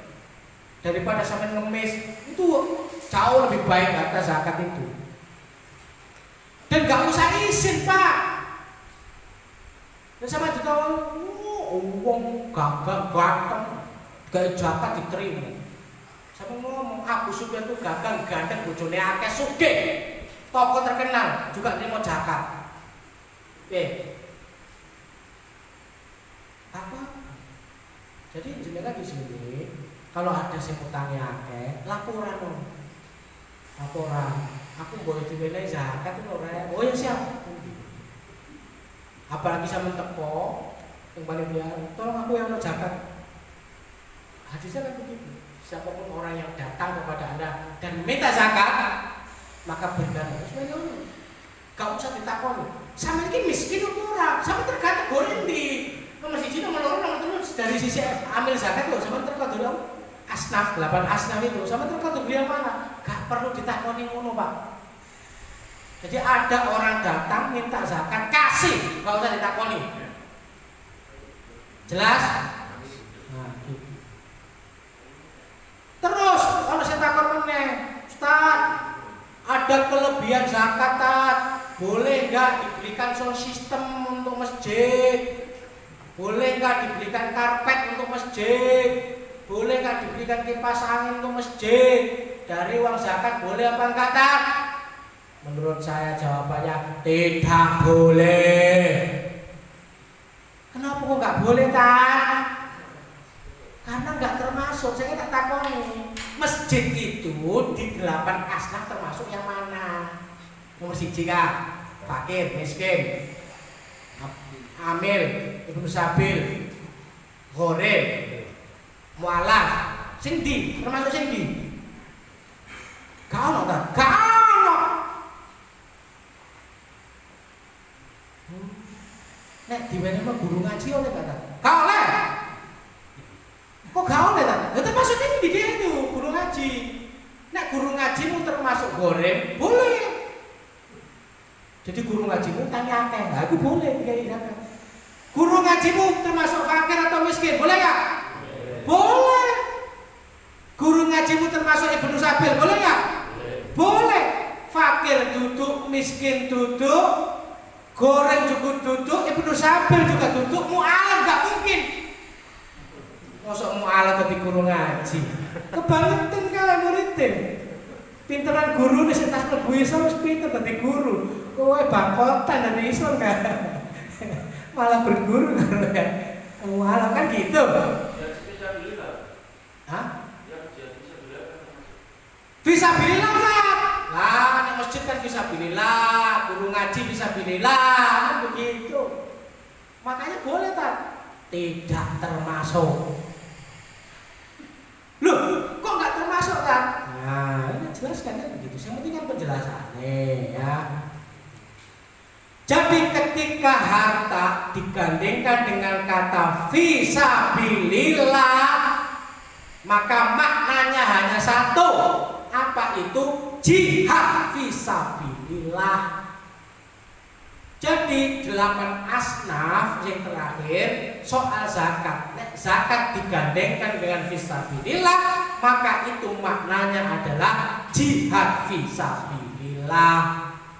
Itulah kenapa di dalam pos. Jadi kalau dengan belajar kitab Al-Amwal itu sistem keuangan di dalam daulah Islam. Di situ ada pos pengeluaran, pos pemasukan namanya zakat, pos pengeluaran yang namanya jihad. Jadi jihad uangnya diambil dari harta zakat karena termasuk di dalamnya. Jadi fisabilillah itu jalan Allah, kan begitu. Di jalan Allah. Pertanyaan, di jalan Allah itu apa? Guru ngaji di jalan Allah lah, masjid di jalan Allah. Boleh kabel di jalan Allah lah.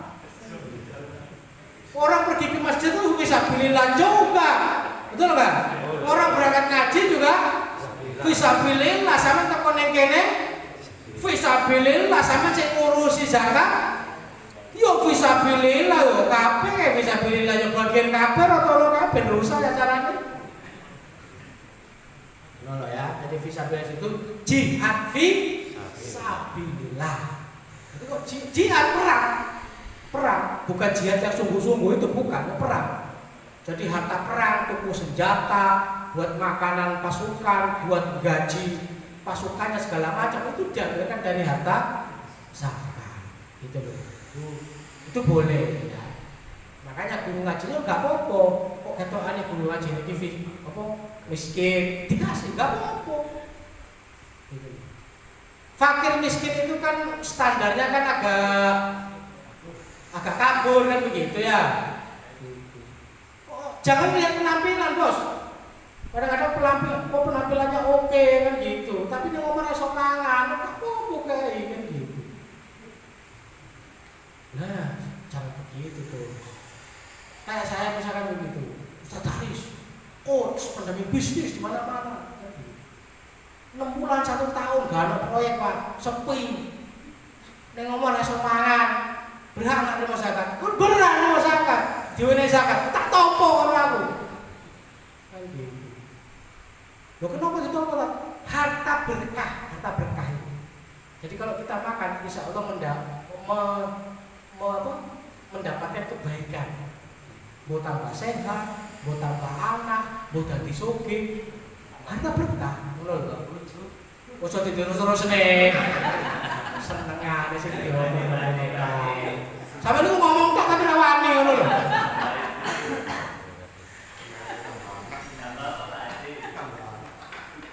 Itu gitu, Ustaz. Pertanyaan ketiga. Apa tadi pertanyaan? Urunan 7 orang statusnya utang. Boleh apa enggak? Ustaz, boleh enggak orang berkorban dari hutang? Tidak boleh. Arti rukun dan syaratnya berkorban? Jadi begini, podo karo iki. Orang haji syaratnya kan kudu mampu. Tapi utang boleh enggak? Boleh. Nah, gini, saya gini. Ada sisinya itu boleh, ada sisinya itu tidak boleh. Maksudnya apa tadi? Meskipun dia berhutang, ini ada pendapat ulama yang berbeda ya. Meskipun dia itu berhutang, tapi kalau sekiranya dia itu mampu, mungkin karena punya sawah, punya aset, punya apa, gitu. Jadi, tapi uang cash mungkin nggak pegang, gitu ya. Tapi dia secara kemampuan itu mampu. Cuman mungkin duitnya kurang atau apa, kan gitu. Tapi mampu dia. Kalaupun hutang dia mampu bayarin, maka itu boleh. Terus ada kata-kata begini, Ustaz, nek aku gak mampu ya ora iso bayar kok. Iku wis jelas gak mampu, gak oleh le. Lapo maksa. Sekarang pertanyaannya gini, lapo sih maksa korban sapi ngono lho. Saya tanya, kenapa harus sapi? Kenapa nggak kambing 6? Kenapa? Masuk dagingnya luwih akeh, emang sampai entuk 2 kilo, 5 kilo, 10 kilo. Nek sapi kan ora padha wae kan. Paling beda sakon rong ontong dibagi rata. Betul ya? Kalau sapi gak kolesterol sah. Kalau kambing kolesterol. Wes sampeyan keliru. Kenapa keliru? Bagi saya itu sebaiknya kambing kalau kurban. Jadi daripada urunan 7 sapi, mending satu kambing. Itu bagi saya. Ini tulisannya ngomong. Hari Islam sekeluarga, satu domba. Sapi, hari Islam sekeluarga, ini sekeluarga. Piye ceritanya itu? Makanya ada juga singkat saya itu cuma nanti perlu dicek lagi ya. Itu kalau nggak salah ada keutamaannya atau apalah kurban domba itu. Jadi saya tuh lebih suka kurban itu domba sebenarnya, kambing atau domba siji. Kolesterol nggak ada hubungannya kolesterol. Rasulullah zaman dulu makan kambing banyak itu nggak ada kolesterol. Kenapa kok kita ada kolesterol? Ya karena mungkin kebanyakan makan daging, nggak pernah olahraga, kan begitu. Makan jihad loh. Olahraga terus kan begitu. Gak apa-apa, kambing. Jadi gak usah maksa 7. Apa mana utang nek iso bayar yo, nek gak iso bayar yo gak iso. Yo jelas gak oleh ngono kae. Piye wong gak mampu korban kok peksa iki piye ceritane? Panitiane dolim. Maksa wong gak layak korban dipaksa itu korban. Yuk, kalau memang nggak cukup 7 wis 6 kambing sini. Tapi kalau misalkan ada yang orang yang mampu, meskipun hutang nggak apa-apa. Tapi hutang ya, kudu disahur, kudu dibayar. Kok hutang nggak perlu bayar? Sama panitia nih kan gitu. Dan akadnya hutang itu ke siapa? Gitu loh. Hutangnya itu ke siapa? Itu harus jelas akadnya. Akadnya hutang loh. Jelas, clear. Kapan balik? Dicicil apa cash apa piye kon gitu. Jawabannya. Nomor 4, Pak Karmani yang kurban tapi bagiannya minta tertentu yang punya. Alhamdulillah. Pertanyaanmu. Tadi gimana?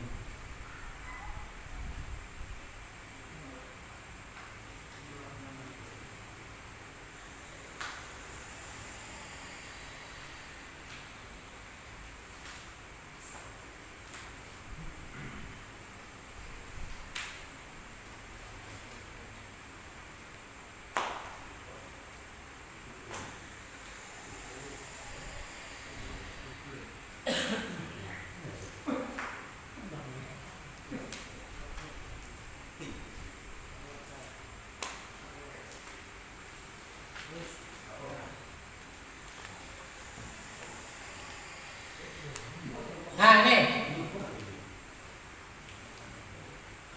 Pak Karmani, ada sebuah hadis dari Atha bin Yasar radhiyallahu anhu, dia berkata, tadi yang hadis yang kita pelajari tadi terkait dengan hukum berkorban atas nama keluarga.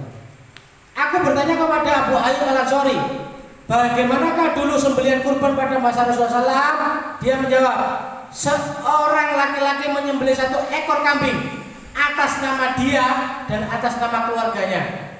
Terus lanjutannya apa? Mereka memakan daging kurbannya dan memberikan sebagainya kepada yang lain. Kira-kira mereka sing makan daging kurban itu siapa? Siapa? Keluarga. Keluarga itu siapa? Yang berkorban dan memberikan sebagiannya kepada yang lain. Artinya apa? Ya boleh. Aku korban ya, aku kepalane buntute kene aku. Ya boleh, jangankan begitu, dia korban sendiri, setengah dimakan diri, setengah dibagian. Itu ya gak apa-apa juga.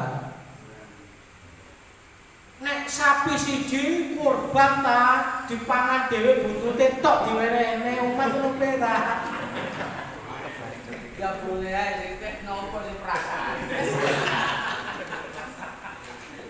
Iku dudu korban. Iku dudu korban.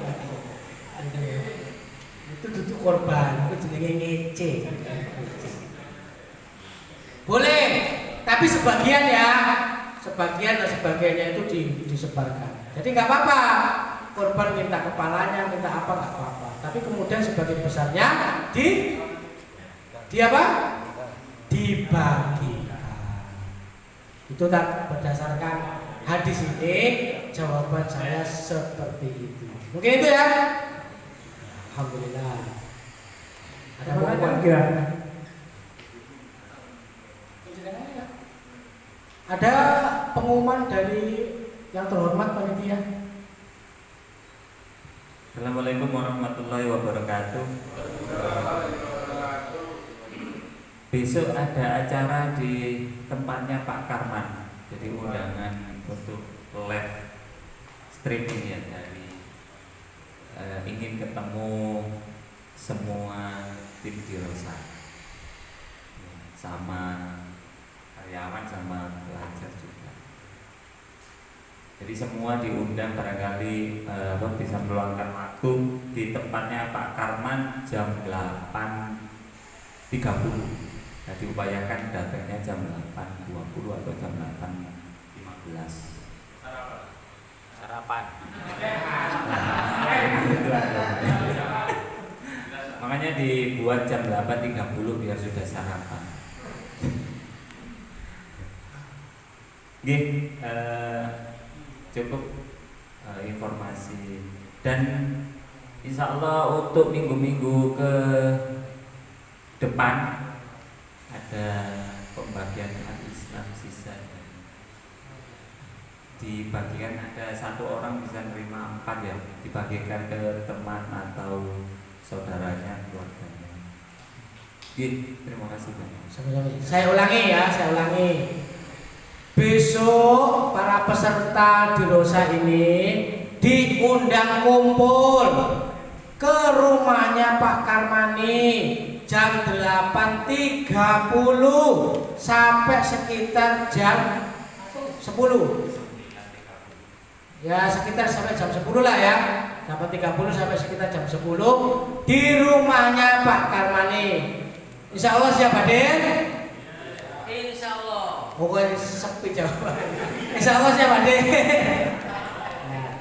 Ya, yang berkenan hadir monggo hadir, diusahakan hadir. Ya.